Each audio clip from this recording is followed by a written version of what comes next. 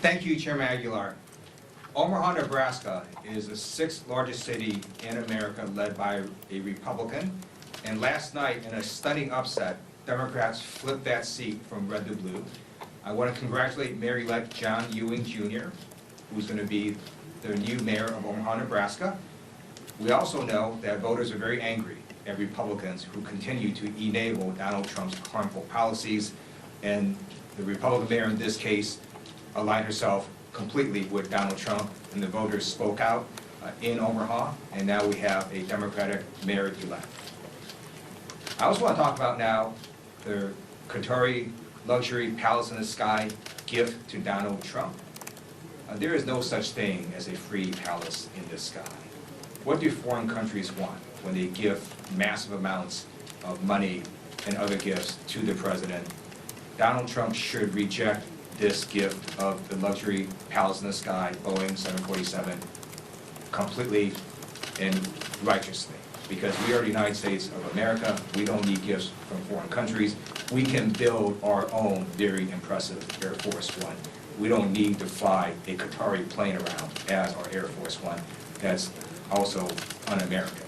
I also want to know, new reporting came out showing that to retrofit this Qatari 747 would take perhaps up to $1 billion, because you can't just fly a palace in the sky from a foreign country. You have to actually make it safe and secure. You have to make this plane ready to launch nuclear weapons. You can't have people eavesdropping on it. And so it's going to cost way more money to do it this way. And again, people need to ask, why is a foreign country trying to give this massive gift to Donald Trump? And think about a precedent it would set. Would it be okay if Brunei gifted a luxury 757 to J.D. Vance for Air Force Two? Would it be okay if Germany gave a Porsche SUV to Senator Thune as his official car? Would it be okay if Italy gave a bunch of expensive Armani suits to Speaker Johnson for his official duties? No, it wouldn't be okay.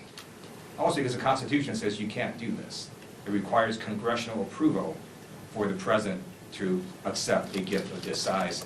And we urge the Republicans in Congress to stand up, speak out, and call for a vote if Donald Trump were to accept this essential bribe from a foreign government. And then let me now conclude on Medicaid. We now know that the Republicans lied when they said that they weren't going to cut Medicaid. They're cutting Medicaid by a massive amount of money, one of the largest cuts in U.S. history. Over 13.7 million people will be kicked off Medicaid.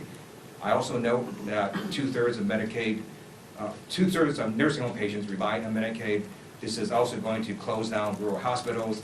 It's going to make it so that healthcare for all of us becomes more expensive, because if you don't have healthcare under Medicaid, you're still going to get treated. You just walk in the emergency room and it costs even more money for all of us. So we urge the Republicans to reject this massive Medicaid cut. And I just want to say, we told you so. We told you that Republicans were going to cut Medicaid, and now we know that they are doing it. So they lied, we told the truth again.